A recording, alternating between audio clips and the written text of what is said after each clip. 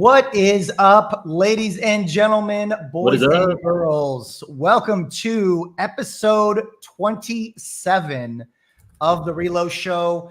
I'm excited to be here. I am Sean Richard. With me, as always, we've got Candido Diaz, the Candid Mortgage guy, and we got Mark Sullivan, approved with Mark. We are just three normal guys in the lending industry talking about real estate, loan origination, building our businesses, accountability, and occasionally we throw in life as well. So, Candido, Mark, what's up, guys? How are you two doing today? What is happening? Fantastic. It's great. Sun is shining. Boston sports teams are winning. It's a lot of fun. We know we saw the Boston Bruins took down game 1 of round 2. So Candido is always going to be in a good mood after that happens. I must say, being originally from the East Coast, I'm pretty stoked about that as well. Mark, how are your hockey and basketball teams doing? So I don't have a basketball team. So there's that. But I believe the Blues just hosted a Color the Ice party for children because there's really nothing else to do for like another, 5 or 6 months. It's because they haven't gotten Taylor Swift involved yet, though. So you gotta do it for the that's the other side of the state, but that's okay. For the kids. Yeah. Oh, man. Well, excited to be with everyone today. If you are tuning in on, YouTube, StreamYard, Next Level, we are, I guess, the collective officially now. We gotta get some updated branding going on. If you are tuning in, thank you so much for being here. We're excited. We've got some awesome content today. We're going to be talking about a really important topic that every loan officer and real estate agent needs to be on top of to grow their business. But before we get into that, as we always do every week, let's start with wins and losses. Man, Mark, you up for kicking us off, buddy? Sure. I've got a Just do it. Tell us all the losses in your life. Yeah, I've got a boatload of losses this time, but hey, let's keep it real. When you got losses, share them. When you got wins, share them, and go on. Should we just name this segment can we just name this whole segment "Shitty Moments of the Week"? Right. Yeah. I suck, but I'm working on it. New segment. So lost a couple loans last week. Really took over my emotional state. But I was able to. I lost them due to pricing. I lost them due to getting shopped. And one, I couldn't help it. It was a builder, gave them like 20 grand, is what it is. Happens. It's been happening a lot, but it happens. The other two, I went back and kind of audited the whole process, and I may have lost them anyway, but the whole process with the two loans that I got shopped on were very transactional. I cut corners on building rapport with them. And I would imagine that's what enabled them or caused them to kind of look around anyway, because if it's just transactional, then lowest rate wins, and I lost. So looking back on it, what I should have done better was created more rapport with the buyer, created more value, created more personal value for me and my brand. Probably could have prevented that a little bit. Maybe it wouldn't have prevented both, but may have prevented one, or maybe allowed me to compete a little bit better. So that is what it is. Honestly, I did start this week strong with a few applications and, made all my calls and all that fun stuff. So I sulked about losing those loans for about half a Friday and, just got back on the horse. And, you realize that what's gone is gone. And, every action you take now is just going to benefit you, 60 to 90 days from now. So last 2 days have been very good. Couple applications, like I said, and making my phone calls. I need to get back on that social media train because I've been lacking there too.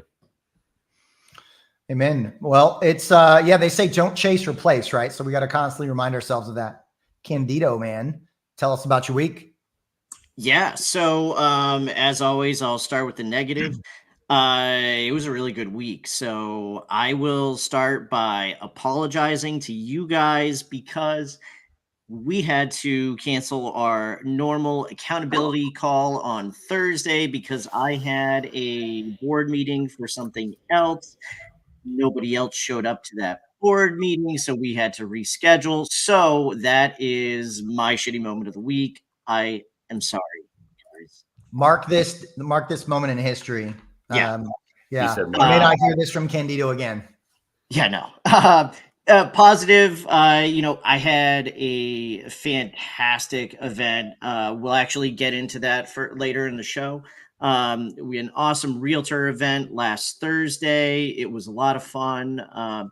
So we'll go over that a little bit. Got an accepted offer this morning, and it's awesome to be a Boston sports fan right now. So Very things nice. can't get much better. How about you, Sean? Yeah, man. So, like Mark, I did lose a deal last week. I was in competition for a couple of deals.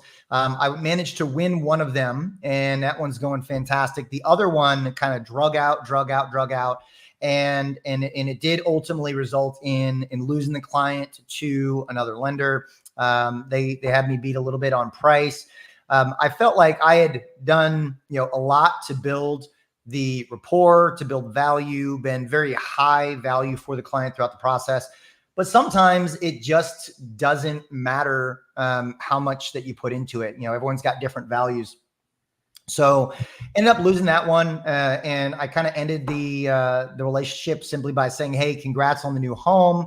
Let's stay in touch. When this rate environment improves, we can connect on looking at saving you some additional money with a refinance." So hopefully I can land that down the road, because I'm pretty confident that whoever you did go with is probably not going to do the best job of following up, because that is the MO of a lot of the people in our industry. So that was my loss. Hopefully to turn into a win down the road. My win for last week. So last Friday, I had an event, and it went absolutely gangbusters. It was a fantastic event. I'll get into a little bit more here in just a bit in the show. But it was a vendor event, so a little bit different than something maybe like I normally would host. And I wanted to be the best vendor at the event, and I'm pretty sure that my teammate and we crushed it. We accomplished that. So that was my win for since last week. Really a super big high going into the weekend, which is awesome. All right, so Candido, why don't you let these fine people in on what we're talking about today? So we gave you a little bit of a preview. Again, Sean and I both coming off of events that we did last week. So we wanted to kind of get into what goes into an event. There's obviously a few different parts of that. And we kind of want to touch upon each one of those. So Well, I think, go correct me if ahead. I'm wrong, but we all three of us kind of do different types of events, and we've got our own way of having success. Mark, I know you do quite a few events, but a little bit different than Candido and I. You up for, kind of tell us a little bit more about what you do and kind of how you prepare? Yeah, sure. Well, I guess the biggest difference is my events are always virtual. Unless I'm invited to, to go to somebody's event. I've not really gotten back on the in-person events, just because I fail to get people to show up to them as well as I can get people to show up to my virtual event. And in my opinion, how they show up is less important than how I continue to reach out to them and communicate to them moving forward. So the way I set up an event is just with a ton of communication. They set, I reach out, get them signed up, and then I've got an automated system. Whatever your CRM, the best one to use is the one that you're actually going to use, right? So my follow-up system goes into place and sends them emails along the way, and it sends them a text. Start sending them texts within about 24 hours of it. Again, it's a virtual thing, so they don't have to really clear their calendar all that much. But I send them emails to remind them that it's coming up. Hey, see you on Thursday, yada, yada. This is what we're talking about. I like to create an attachment to it. So a couple days prior, I will send them I will send an email out to everybody that I've got signed up, and I will tell a quick story and then apply it to the webinar coming up, and how they can learn more about how that happened, or what to do when that happens, type of situation. Follow up with them, get them to sign in, get them to use it, and then take note. My system takes note of who shows up and who doesn't, so that all gets logged. But take note of actually who is showing up to the live, so that I can follow up with them that day. If I do it in the morning, I follow up with them that day. If I do it in the afternoon, I'll follow up the next day. But I follow up within 24 hours of everybody that I touched live. So if they were on the live, I follow up with them. I ask them. All I do is ask them about the webinar. If they don't have any questions, if they don't have any comments, if they just say, "Yeah, man, it's good," yada yada, I usually cut that conversation short, because I just kind of sprung it on them. But then I drip on them later, and I add them to my phone calls that I make on a weekly basis. And I try to get them into additional virtual webinars in the future, because when I'm doing them on a regular basis, it happens every week. And what I just use it as a big top of funnel to try to figure out who are good referral partners moving forward, and getting them down that funnel, them asking questions, them reaching out, them actually picking up my phone call just brings them further down the funnel, until we start breaking them into leads received, applications received, and closed loans received from them. So that's basically the gist of how I do things. And like I said, I think the biggest takeaway is it doesn't really matter how you do these things. Doesn't matter if they took a lot away from it. It's about how you follow up afterwards. Well, Candido, you said you just did an event? Yeah. So, I just did, we held an event last Thursday. It was for realtors, and this particular group, it's a really young, hungry group of professionals. So we were like, okay, we got to try and figure something out to where whenever you have an event, obviously you want to tailor it to the people you're hosting it for. Right. So, I have this really young group of realtors who are, they obviously know a lot about social media, things like that. So if I would have held an event on, door knocking, I don't think I would have gotten a ton of people there. But we did it on content creation. We had some scripts. We had some people from our corporate office come out and actually provide scripts to some of the realtors. We'll go ahead, get that edited up, get it back to that group. They were so engaged, and they have these lunch and learn type events at least once, twice a month. They said by far it was the best one that they've had. Why? Because other people come in, if it's another lender, they're just talking about products. Awesome. You're not going to set yourself apart by coming in and talking about products. I hate to say, a lot of us have the same damn thing. So you got to come in, you got to figure out what is going to set you apart from everybody else. We were able to do that, and therefore had a kick-ass event. Everybody there was super engaged, and it was a lot of fun. Awesome, man. Now, Candido, kind of something that Mark alluded to within his talk, and kind of some of the things that you talked about there were really like the pieces that go into the event, right? And so I know you've mentioned to us before that you really look at events as a three-headed monster, right? So why don't you tell us more about that? Yeah. So, to me, there's three different parts of the event. You have before the event, you have during the event, and afterwards, the follow-up. So, for us, we took a look at, like I said, took a look at who we were actually hosting the event for and how we are going to make the best use of that time. Obviously, this would also be where some marketing comes into play. So, with Mark, you were saying how, use your CRM. and you're able to rely on that to, I assume, help you beforehand with some of the marketing. And then, I truly think that you also want to have kind of like an insider for the type of event that we were hosting. It's really important that we are in direct communication and have somebody on the inside for the event that we're hosting. In this case, it was the office manager, and she was able to relay the information in an awesome way. So that way, people that came were prepared for, to be on camera and to look good and everything. So then obviously at the event, it's so important that, you spend all this time prepping for the event. You want to make sure that it's successful. So, I know, Sean, you were saying how good your event was. Well, I know that you did a lot of prep work in order to make that, that experience a good one. So for me, it's about really setting up that experience so that way people have a good time, and it's something to make you memorable. Finally, afterwards, obviously, just like everything we do, the follow-up is key.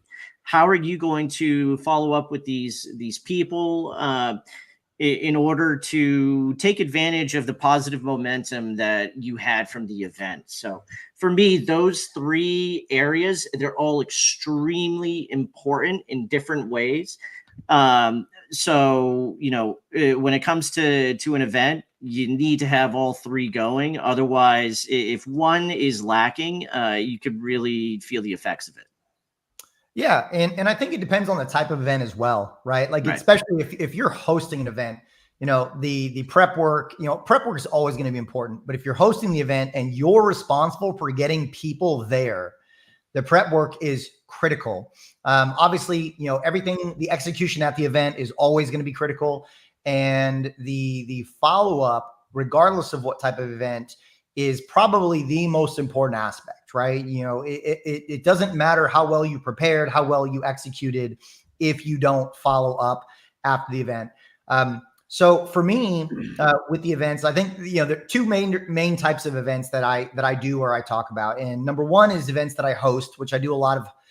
I do events for real estate agents where I'm teaching classes on specific topics relating to growing business, whether it's marketing, video content, whether it's putting systems and processes or strategies into place for real estate agents. So I do events and I teach classes for that I host, and I'm responsible for getting people there. So the event that I had this past Friday was a vendor event, and it was for a local elementary school. And I think there were 10 vendors there, maybe. And so for me, this was an opportunity to brand myself in the community. And so I was less looking at this event as like, okay, well, what can I get out of the event? Like right away, business, got to get business from this event. Otherwise it was a failure. And I was looking at it from, how can I have the maximum impact for the people that come to the event and stop by my table. So my team and I, we kind of went all out. We ordered a bunch of promotional items. I ordered a fun, pretty good sized, like a big giant round spin to win wheel where we could put all the different prizes, which were promotional items. Went out and bought like a really nice grand prize. Like it was like a NutriBullet Ultra Premium something or other. So raffled that off. And then we also had like some of our items at the event were very much brand related. So my brand, and we talked about branding, last week, guys, 2 weeks ago. My brand is really about financial education, financial fitness. And so one of the prizes that we were giving away was a Finance 101 book for kids. It was like pictures and made it fun learning. So this is an elementary school. Parents appreciated that. We had little branded piggy banks that was on the prize wheel, so we could encourage saving. The parents really loved that. The kids were fighting over some of the piggy banks. So we went all out with promotional items, giveaways that people would really like, enjoy, and hold on to. We actually spent a little bit of money and made wristbands that actually had the name of the school on it, and it said, it was their Spring Fest 2024. So we had wristbands that had our branding on it, but also had the school on it and the event. So that way it's more of a commemorative wristband versus just a generic wristband that's got our branding on it. And we had nonstop traffic at our table. Like the other vendors were, well, most of all, a lot of them were like selling stuff. They were like jewelry vendors and stuff like that. We had the most traffic at our table the entire event. And other tables were just looking at it and saying, just looking over and just kind of like nobody was at their table. They're just kind of staring over at the traffic that we were getting our table. We had things for the kiddos, spinning the wheel, getting the prizes. We had the drawing for the adults. We had an affordability quiz that they could take, a digital affordability quiz that the parents could take if they're thinking about moving. And it was a phenomenal branding event. It really created an experience for both the kids that came to our table, but also their parents as well. And so that's when I try to do events, I really try to focus on the impact, the experience that those that come to the event are going to have. What do I want them to walk away feeling about my brand, about interacting with me, about interacting with my team? And we gave a ton of positive vibes at the event. The kids had a blast. We're giving away like bubble makers and stuff too to the kiddos. So they were running around doing bubbles. And ultimately we had 3 real estate agents walk up to our table and just proactively like, here, can I give you my information to follow up with me? Totally unexpected, not what we were specifically there for, but the impact that we were having, the buzz that we were generating caused those agents to just walk up and say, hey, I need to figure out more about what these guys are about because they seem to be doing things that people enjoy. And That's awesome. So the impact that we had focusing on the experience of everyone that visited our table ultimately is going to result in some great business, and it's going to result in some phenomenal positive outlook from the community as well. So the experience that you look to provide, I think, is critical as well, whether you're doing a virtual event or whether you're doing an in-person event. And I think there's a great opportunity to create FOMO. What I mean by that is you want to make sure that at these events, and yours might be a little bit different, Sean, because you're obviously at a school. I don't know how many pictures you can actually take. But in general, once you're having some success like that, you want to take a bunch of pictures, blast it all over social media. I did that for our event, and I had a couple of realtors reach out and be like, oh, what the hell? I didn't know you did this. Boom. That's perfect. That's another opportunity for you. So, obviously, like I said, if you're out of school, that's a little bit different of a case, but even a virtual event, there's often times where, you can have a pretty good opportunity if you're in a gallery mode and have a bunch of people on it. You can try and tell everybody to smile, take a screenshot, you post it. And if you're able to create a solid example of some FOMO and do it in a professional way, that might actually help create some more opportunities down the road for you as well. Yeah, I agree. Mark, man, final comments, man. Honestly, I think, I think what I would take out of this would be, kind of what I mentioned before. It doesn't matter which one you do. It doesn't matter if you're doing live events. Obviously, Sean had a banger live event.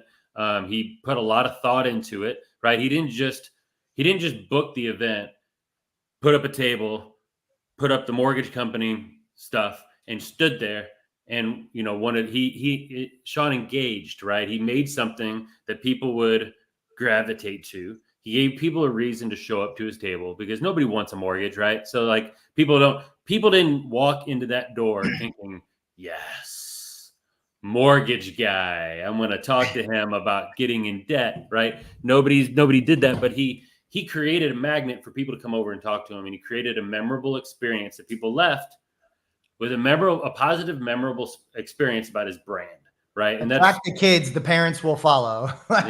right. So I mean, that's really good, and that's a really good strategy. So it doesn't really matter which one you do. Find the ones you want to do, put the work in, create the follow-up on the front end, and create the follow-up on the back end. And that's how you create a successful event. The event matters less than the preparation and the follow-up afterwards. I would agree with that. And I think everyone on the call, on the show that's listening and tuning in, whether you're watching it live or you're checking out the recording, I think the takeaway here is if you're not doing events, definitely something to strongly consider to help build brand, to help grow the business, and an opportunity to partner up with others in the industry, whether it's real estate agents, loan officers, title companies. I think it's an opportunity to really create additional relationships and build your network as well. Candido, what are your final thoughts, man? No, I think this is another really good episode. It's just important, especially for Sean and I, who just are coming off an event late last week. The follow-up is huge. We both had positive events, although Mark didn't say anything positive about mine. I was waiting. It's just as important to be able to go ahead and follow up with those people. Make sure that you did such a good job creating the positive buzz, the positive vibes, and the positive momentum. You want to keep that going. So it's important. Do not forget about the follow-up. I feel like a lot of loan officers in our industry, we forget about the follow-up. So just don't forget the follow-up. It's huge for success. I agree. All right, guys, we're up against it. I just want to say thank you from me, Candido, and Mark for tuning in to this episode of The Reload Show. We are here every week, Tuesdays at 11 a.m. Central CDT. We're here at 11 a.m. Central Time. That's an inside joke, but 11 a.m. Central, Eastern. 12 o'clock Eastern. What's that? 9 Pacific? I don't know. I'm not on the Pacific coast very often. But thanks so much for tuning in. Check us out next week. If you're not already doing so, make sure to follow us, and we will catch up with you next Tuesday. Thanks so much, everyone. Go Celtics. Go Celtics.